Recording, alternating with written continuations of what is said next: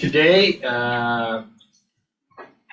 we have a great book launch, and I got a copy, hard copy. There you can see. I see my face, but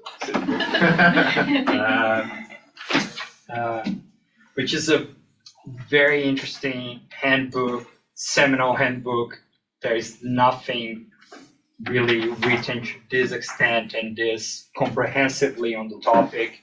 So I read a few chapters. I'm really glad that the participants decided to write on this topic of the right freedom of thought. I have myself worked with freedom of thought, conscience, religion, or belief for almost 15 years now, researching on this topic, and it's very difficult to find material on freedom of thought. So, first of all, I'd like to congratulate the editors and everyone who participated and wrote this fantastic book. I'll introduce now the book editors. So first, Patrick O'Callaghan. Patrick is a senior lecturer in law at University College Cork and a PI of the Law and the Inner Self project, funded by the Irish Research Council. His main area of expertise is in the legal protection of personality rights, as that concept is understood in the civilian legal tradition. And the co-editor is Bethany Shiner. Bethany is a senior lecturer in law at Middlesex University, London, and is completing her DPhil at Oxford on the right freedom of thought. She's a trained solicitor advocate with expertise in judicial review and human rights. She has published peer-reviewed research on the law related to data-driven political campaigns, military accountability, and the right freedom of thought under the European Convention on Human Rights and the American Convention on Human Rights. She convenes the Freedom of Thought Network, which you can find online. We have two discussants. The first one is one of the authors of chapter author, Nina Keys. She's currently a legal officer at the Turkey Human Rights Litigation Support Project and was formerly a researcher for the British Academy Global Professorship Project on addressing the digital realm through the grammar of human rights law at the Bonavero Institute of Human Rights. She has co-authored a chapter titled Online Manipulation as a Potential Interference with the Right Freedom of Thought, in this handbook that I presented. She holds a master's in European and International Human Rights Law from Leiden University and a bachelor in English and French Law from University College London. She was also a trainee at the European Court of Human Rights and at the European Parliament Subcommittee on Human Rights.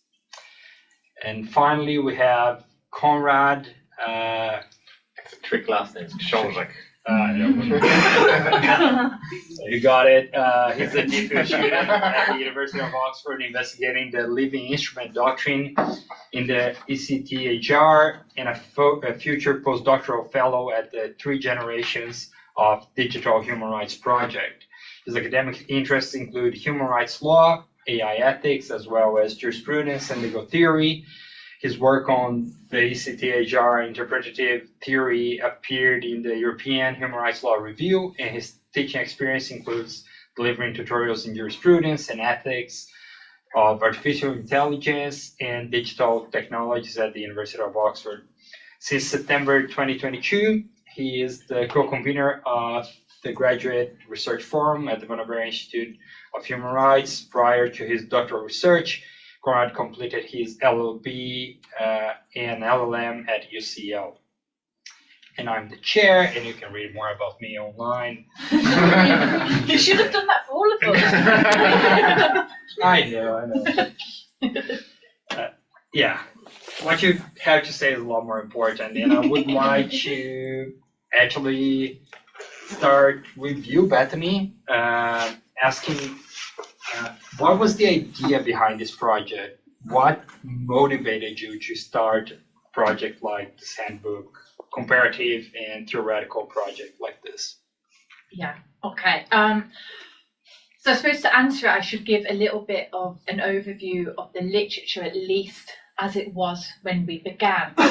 The right to freedom of thought sits within all international human rights instruments, as well as a whole heap of domestic bills of rights or constitutions, but it is, now infamously known to be kind of overlooked. Some describe it as being forgotten. It's not been developed, so no one knows what it is, what it protects, how it protects, what its limits are, how it operates, what its application is. And some of the literature that existed prior to beginning this book either was looking at a historical perspective on the development of kind of the right to rational thought, the place of reason within a political system, the right to education, and so on. And then we had a kind of shift, I suppose, that began in, 2014, at least, with Christoph Bublit's article on the right to freedom of thought, which was the first article that I have found, and I think anyone else has found, on the right. So freedom of thought, not as a historical political concept, but as a human right. And then Susie Allegre, she wrote on another chapter in 2017, again trying to flesh out what the right is, position it as a right that is relevant, and that would have application, in her article specifically, to data analytics and artificial intelligence. So me and Patrick met in 2018, and I began looking at the freedom of thought in 2017, but still then there wasn't very much at all. And we decided to collaborate, and we began by doing a very short special edition in a journal on freedom of thought, and it was a doctrinal study. So it was the first doctrinal study that we knew of. We'd not seen a doctrinal study before, and we looked at Canada, well, not us, but we asked authors to look at Canada, Ireland, the US. We looked at the European Convention, which is the article that me and Patrick wrote, and then the American Convention. But still, although by this point there was more literature, there was more scholarship now on freedom of thought, but the majority of it was approaching it from quite a philosophical perspective. What is thought? What makes it free? Things like this, which are all really, really relevant. But that was kind of the literature, as well as literature trying to establish kind of taxonomy for freedom of thought, particularly as a distinct right, or how it is distinct from other rights or other legal concepts such as mental autonomy, mental integrity, cognitive liberty. So there was a real gap in actually knowing, well, what do courts around the world say? If this right is enshrined internationally in the way that we know it is, we know that most regional human rights courts haven't developed it. We knew that. But what about domestic courts? And we were very relieved to discover that there was a lot to be said. There was a lot to uncover. And what I think is particular about this book is that much of that information had never been written down before, and much of it, at least not in English. So we approached scholars, many of whom are here today, and it's amazing to see so many of them, because they really just blew us away with what they produced. But we approached people because so few scholars are looking at freedom of thought, with good reason. There's not much to write about, there aren't controversial cases, but we approached a lot of scholars and asked them, invited them to write about the right within their jurisdiction. And we asked them to consider the cultural influences, the political, the historical context that may have an influence on how that jurisdiction, its courts, its legislature protects the right, how they've interpreted the right, the application that they have given the right. So one of the aims was to uncover this information, which we didn't know for sure existed, but happily it did. Otherwise, it would have been a very boring book. Also, to really broaden out the scholarship. A lot of the scholarship was coming from North America, Western Europe, and we really wanted to know, well, what are the perspectives from other parts of the world, because this can actually help us as an international community of human rights lawyers to really give the right some flesh, really give it application, really determine its contours, and start demanding that the court develops it, applies it, and therefore gives it effective protection, which it is not. So that's really the aim. Have I missed anything, Patrick? Let me just no. So I mean that's it in brief. I don't want to talk too much because I think other people have more interesting things to say. But the final thing to just say is that alongside the country reports, which make the bulk of the book, and we can't cover every country in the world, but we did cover some really fascinating countries that just haven't got any literature on this, like Japan, China, India. We had some fantastic Malaysia, South Africa, Mauritius, Zambia, Germany, Turkey, Chile, Brazil. So it's a really nice collection. But besides those, we've got some contextual chapters that provide a little bit more of a historical perspective on how to understand the development of the right to freedom of thought, specifically Christoph Bublet's chapter. And then we've got some final chapters that kind of test some of the conceptual assumptions about the right to freedom of thought. They also offer some application, particularly Nina's chapter. And then they also sometimes problematize and challenge the scope of the right. So that's it in summary. Excellent. No, that's very good. And it's really interesting how you're not talking about a new right. You're talking about something that was written down for 75 years. So, I mean, when you talk about the right to the environment, is always connected to the right to privacy, for example. You need to connect and you need to use kind of living instrument doctrine and so on. But that's not the case. The right was written right there. Just nobody had explored. So it's such an interesting topic that, like, why also people ignore that for such a long time. And you mentioned a little bit in terms of the scope and the countries. So Patrick, I would like you to expand a bit more on the findings of this project. So based on your conceptual note, your hypothesis, what did you test kind of through all these reports that kind of validated your hypothesis, and what is completely new for you? Okay, great. Thank you, Thiago.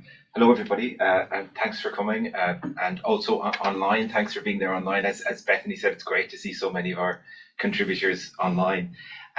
So I'm going to speak about the findings of our project and the book itself. And addressing your questions, I'm going to arrange my remarks under three broad headings. So I'm going to talk about the source or sources of the right to freedom of thought, its content, and then also its scope.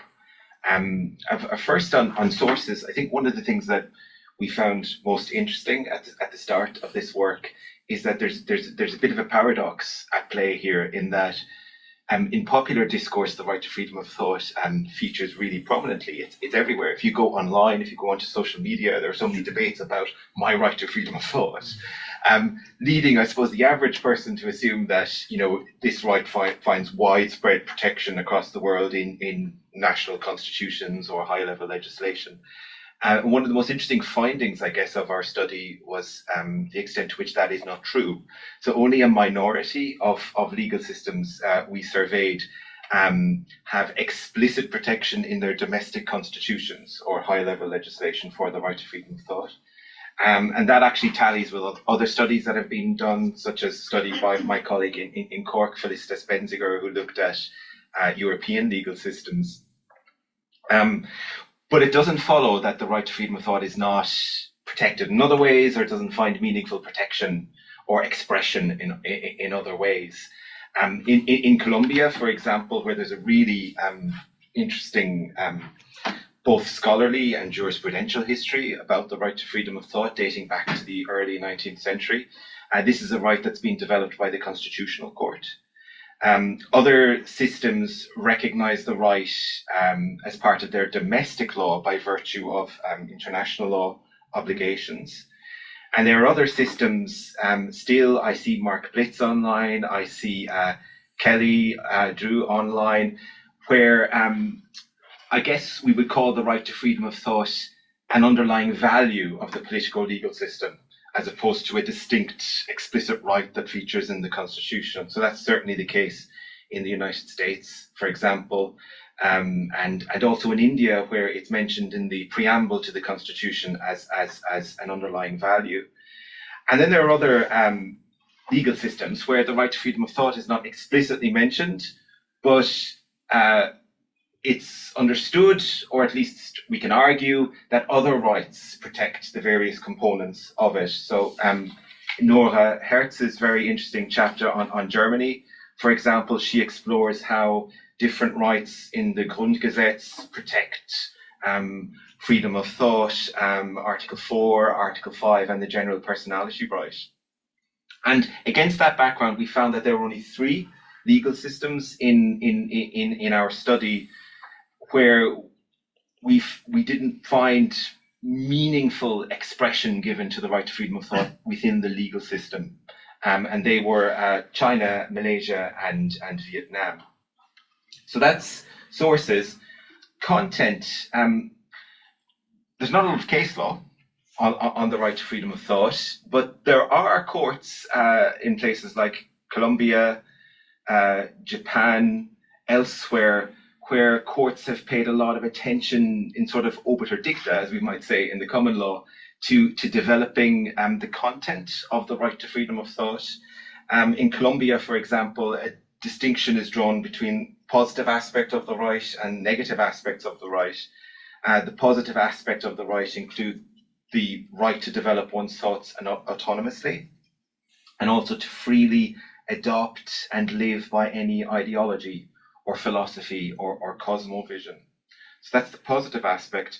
But then there are also negative aspects. And what's interesting about Colombia is that this is not just directed at the state, it's also to third parties. So it has horizontal effect.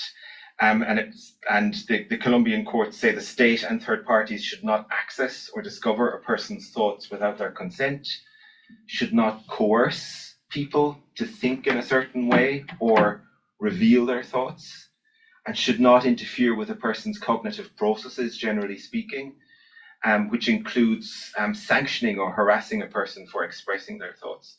So it's very sophisticated jurisprudence and scholarship that's been developed in Colombia. Same is true of Japan, but there's less of a focus on the positive aspect of the right to freedom of thought in Japan, but with very similar approach to the negative aspects. Some of the approaches taken in African legal systems are quite interesting when we're thinking in terms of the content of the right to freedom of thought. In Zambia, and I see Christopher online, in Zambia and Mauritius and in Kenya until recently, the right is considered an aspect of freedom of conscience. But what's interesting about the approach in Zambia and Mauritius is that the constitutional provisions state that a person shall not be hindered in the enjoyment of the right. And that's a really interesting verb. I think the verb to hinder, compared to other alternatives like to infringe or to interfere with, because it seems to represent a lower threshold in some ways, in respect of the point at which the right to freedom of thought becomes engaged. You could imagine sort of the floodgates opening. You could imagine all sorts of claims saying that your right to freedom of thought has been hindered. Let's say you don't receive enough critical training thinking in a public school. You could say, well, my right to freedom of thought has been hindered. But what's interesting about Zambia and Mauritius is that the right is a qualified right, and the provisions explicitly say that a person can consent to their freedom of thought being hindered. So that means it's more difficult to prove that the right has been hindered in the first place. Finally, scope. This is caused lively debates and other workshops we've been at, because the right to freedom of thought is recognised internationally as an absolute right. But there's an emerging consensus amongst authors, people like Bethany, George online, others who wrestle with this question. There's an emerging consensus that there must be some sort of de minimis threshold. In Japan, freedom of thought is not as broad as including all mental activity of the inner realm, but it's also not as narrow as guaranteeing only religious beliefs.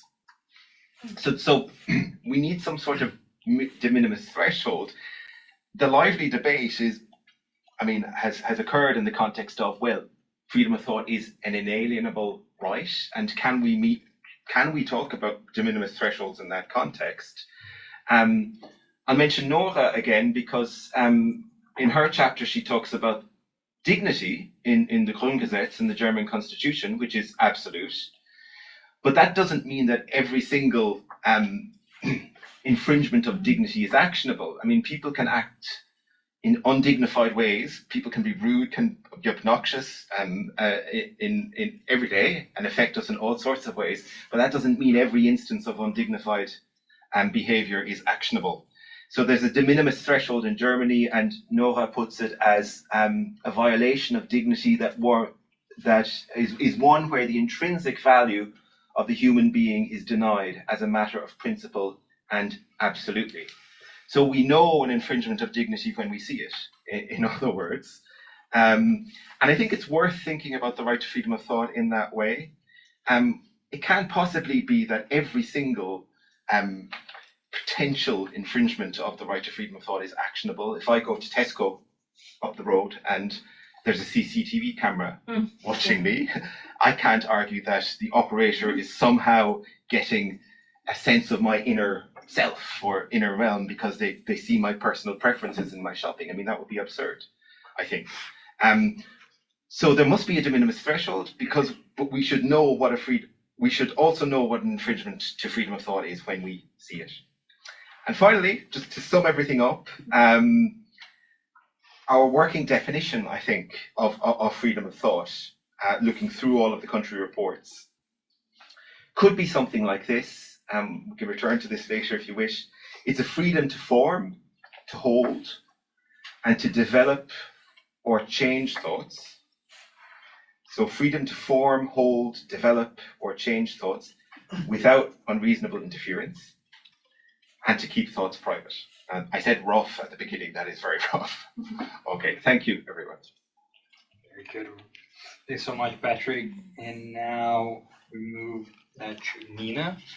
Nina, I think to complement what was said, would be really good to hear more about you, about the application of this right. And in your chapter, it's very interesting that you use the jurisprudence of the European Court of Human Rights, the Kozan-Campbell criteria. You use the application that was done in the SAS case, for example.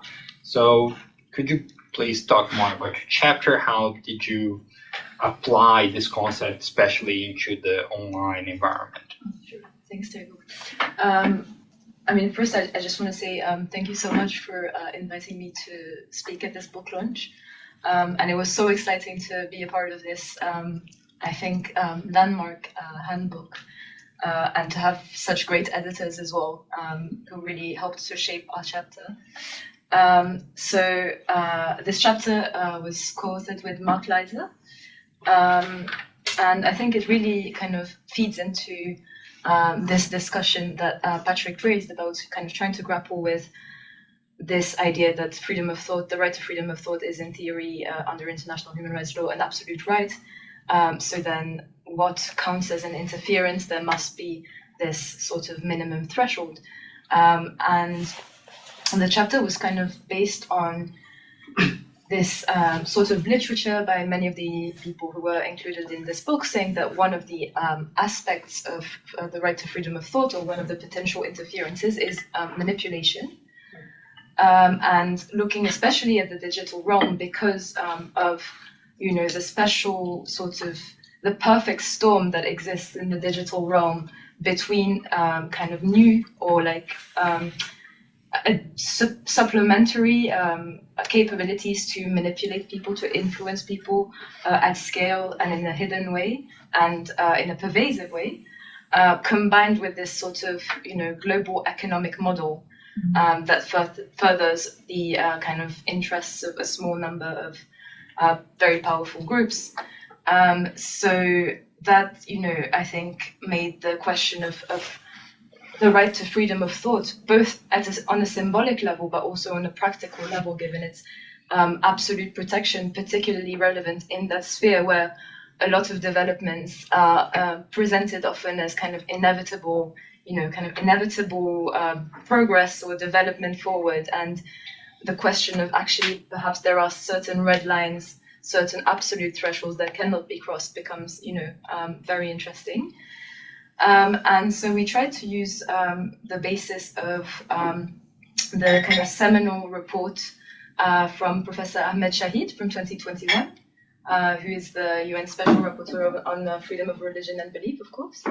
And in his report, he had set out kind of from the literature criteria for what could constitute manipulation that goes, beyond kind of illegitimate manipulation and then becomes a violation of freedom of thought. But we try to take this and look at kind of in the digital realm in a practical sense, how can we justify these elements, how do they fit, and kind of flesh them out a little bit. So the first two kind of key elements were this idea of hiddenness and power asymmetry. And in the digital realm, that was particularly interesting because power asymmetry can mean also information and data asymmetry. And this might apply particularly to certain vulnerable groups, such as perhaps children. But so these two elements are kind of sort of classical elements of manipulation that are particularly prevalent in the digital realm. But then, we get to the question again of this de minimis, if we think of, let's say, dark patterns that force us or make us sneak an item into our shopping cart, is that a violation of freedom of thought? Common sense kind of pushes us to say, not really. And in the report, the interesting kind of criteria here was the idea of that there had to be a certain level of harm. But that kind of questioned us of, well, harm is extremely vague. What does harm mean?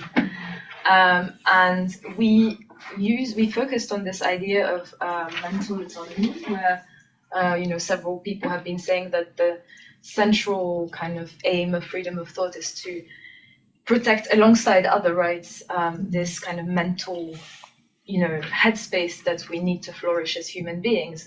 And we tried to take this quite, broad philosophical concept and say, well, how can that help us define what harm means in a concrete way? And this is where we thought, oh, well, maybe the case law can tell us something about this, because we don't have case law on, the right to freedom of thought as such, but there is a lot of case law about what autonomy means under the right to privacy, kind of the core of what it means, what the self is, what is protected under human rights law. And we also have case law under, freedom of religion that tells us similarly what the core, what this core of autonomy is.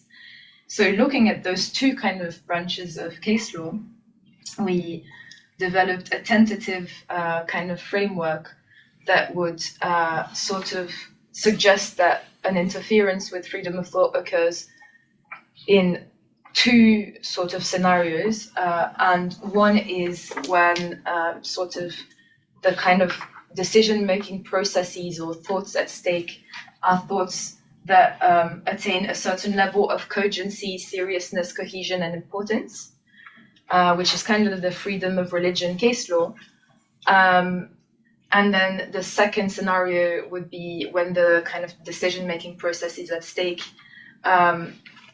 relate to kind of core aspects of autonomy as defined in the case law, such as, for example, choices about one's own body or gender identity or things like that. And so I think what is interesting about these two kind of branches of case law is that they give us maybe more of a sense of, you know, okay, we establish that there have been these manipulative influences, but then maybe this is the threshold that it must reach for us to consider that there's been a violation. And then finally, we looked at also kind of the frequency and duration of an influence as an additional indicator. And so we thought that some manipulative practices that don't reach that threshold might still be violations of privacy. And I think the chapter by Strauss, Litta, and Noemi van der Poel makes a similar sort of comparison, or looking at privacy and freedom of thought.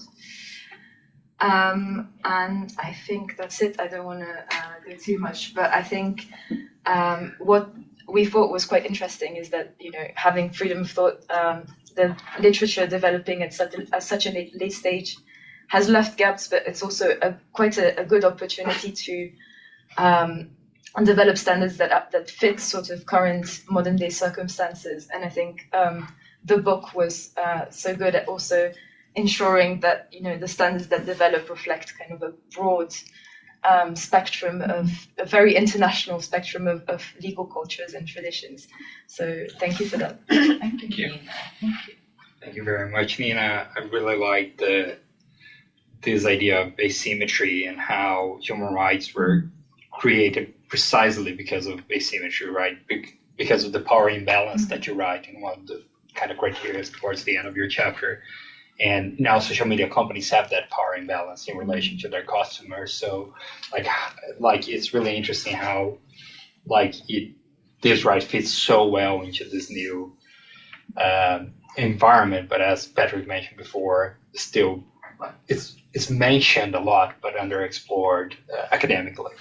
So now we move to Conrad, who has the really difficult task to summarize this book into a book review, which is very short. You read a lot more than me, Conrad. So what are your impressions? What are your what do you have to say about the book in general? Right, so before I say anything else, I would like to say thank you to Beth for inviting me to be part of this event. I find it to be such a pleasant and interesting discussion, so it's fantastic. And secondly, I wanted to just say congratulations on the book. I agree with everybody else that it's a big achievement, and it's a really momentous contribution to the debate about freedom of thought. We haven't had anything this comprehensive about this right written before. And I think this book is incredibly timely, because as Nina has highlighted, the rise of digital technologies and AI really opened up new possibilities for thought interception, manipulation, and control. We really ought to be paying attention to this right now. In the past, it was kind of, as the authors stress, unimaginable that somebody could interfere and intercept our thoughts. This may have been a right that we recognize as essentially fundamental, important for a long time. But the notion that it could be violated was less plausible in the past than it is now. So it is really, really urgent that we think about this right. And the reason why this book makes such an important contribution to this very urgent debate is that it is very comprehensive. It really does look at a range of jurisdictions, and it really draws from a range of regions on this debate. And as Beth has highlighted, some of the major contributions to this discussion came from jurisdictions which are often neglected in discussions within the common law tradition, such as Japan, such as Colombia. And I think this is where the value of the work is very, very evident. And the work has taken a largely doctrinal and comparative approach to the question, in contradistinction to much of the scholarship in this area, which was quite philosophical. Why would that be important? I think for a number of reasons. First of all, lawyers have to think about a range of issues which might not be of interest to moral philosophers. Questions about remedy, questions about justiciability, questions about formal and procedural issues, like the relation between how a right is established in law and the extent to which it's given expression by judges. Does it matter if it's in a constitution? Does it matter if it's in a statute? Does it matter if it's a product of adjudication? And the book also gives us a good starting point to consider the congruence of recognizing this right with the standing element of our legal practice, with debates about judicial activism. Of conversations about democracy and the rule of law. And this is a great starting point to really deeply engage in a whole host of issues which are relevant to the right of the freedom of thought.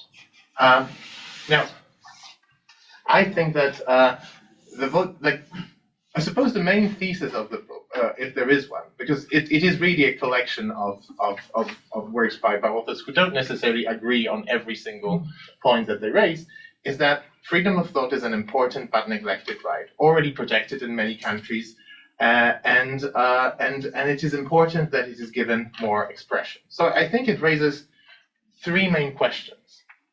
What is the importance of recognizing this right? Why does it matter that we recognize it? What is the legal force of this right? And thirdly, what is its content? Now, it might be a strange order to go through these questions, but it's the order that I'm going with. I'm going to take them in turn. So what's the importance of recognizing this right? So it seems that there are many contexts where there have now arisen genuine threats to the integrity of our forum internum. Like there's a growing range of risks that our thoughts might be intercepted, that they might be controlled in ways in which they simply weren't before. The handbook contains very interesting chapters, for example, on the issue of neurorights, exploring how currently existing neurotechnology can be used to intercept and potentially alter people's thoughts and the way this can be misused. Nina's chapter on online manipulation also makes a very interesting contribution, discussing the risks to the freedom of thought, especially in the context of political and commercial advertising, but also a range of other threats that exist in the digital space. Much is currently being discussed about scrolling addiction and the ways in which technologies encouraging excessive and compulsive use of social media can be affecting and interfering with the freedom of thought. And I think one important and interesting area for future study in this connection is the impact on children of these interventions. And in particular, the question about scrolling addiction and compulsive use of digital technologies. So it is quite clear that the importance of recognizing this right is simply that there is much potential for it to be interfered with in ways in which it wasn't before. But a challenge might go something like this. Well, it's true that there are new threats to our mental integrity, but perhaps they can be addressed through existing and more mainstream rights, such as privacy, such as freedom of expression, or perhaps more general questions about our autonomy. And I think the book really deals with these questions sincerely and honestly, to its great credit. And I think those will be some of the central questions in the debate about freedom of thought going forward. Now, it is a rich debate, and it's too deep to go into now. But I think that this is really it is really to the book's credit that the debate is appropriately acknowledged. Now, the second core issue concerns, I suppose, the interaction of the freedom of thought with the standing features of the law. The book contains an interesting chapter right at the end about the circumstances where freedom of thought might be overridden, the reckoning with the absolute character of this right, but also its need to be compatible with the standing elements of our legal culture, and circumstances of necessity, etc. I think the book deals with these questions very honestly and seeks to consider them in a really deep way. I have a personal interest in interpretive theory, and I think there is also scope to explore the congruence of our views about the freedom of thought, its value, its importance, and rule of law and democracy as self-standing ideals. Because it is, as Thiago pointed out, a special case. It is not like climate rights, where we haven't got a very clear and evident textual basis for including this right in our jurisprudence. So it might raise different issues. It really is a paradigm case of a sleeping beauty right that might become very influential. And that's why it ought to be looked at separately in the context of debates about living constitutionalism, I think. And I think there is a lot to say in that debate about the particular trajectory that this right might enjoy in comparison with other rights in this space. So I think that is a very interesting avenue that could be pursued. And there are many interesting avenues about this kind of issues that are already explored in the handbook. Now, the third debate is particularly interesting, and it is conceptual.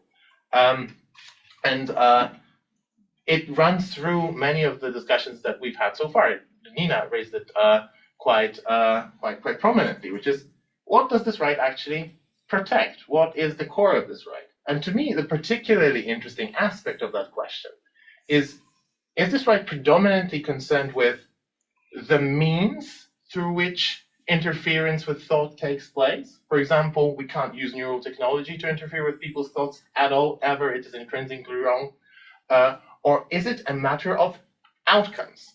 It is wrong to interfere with people's thoughts when it leads them astray, when it causes them to make bad choices, when it manipulates them to do bad, right? This is quite interesting because about 20, maybe 15 years ago, everybody was super excited about nudge theory. The idea that we could interfere with people's decisions by, for example, placing healthy foods at eye level so that they choose them, so that they are healthy. Now, somebody might ask, is that sort of thing an interference with our freedom of thought? And if we want to say no, and I think we should be well advised to say that placing healthy foods at people's eye level is really not a terrible thing and not a human rights violation, then why? Well, it seems that the key reason is this is a choice that supports our rational autonomy, right? And this really, freedom of thought gives us reason or cause to think more about or more deeply about freedom as such. There are two competing views about freedom which battle out in modern scholarship. There's the view that sees freedom as unconstrained free choice. The more options I have and the fewer constraints I have to choose between these options, the more free I am. That's one view of freedom. Well, the other view of freedom is more perfectionistic. So that's, for example, the view of Joseph Raz and the morality of freedom.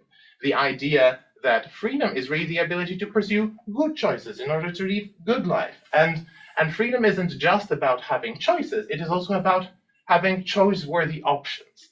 And perhaps when we think about the freedom of thought, we shouldn't just focus on the availability of choice and on narrowing of choices, but also on the way people lead us through these choices.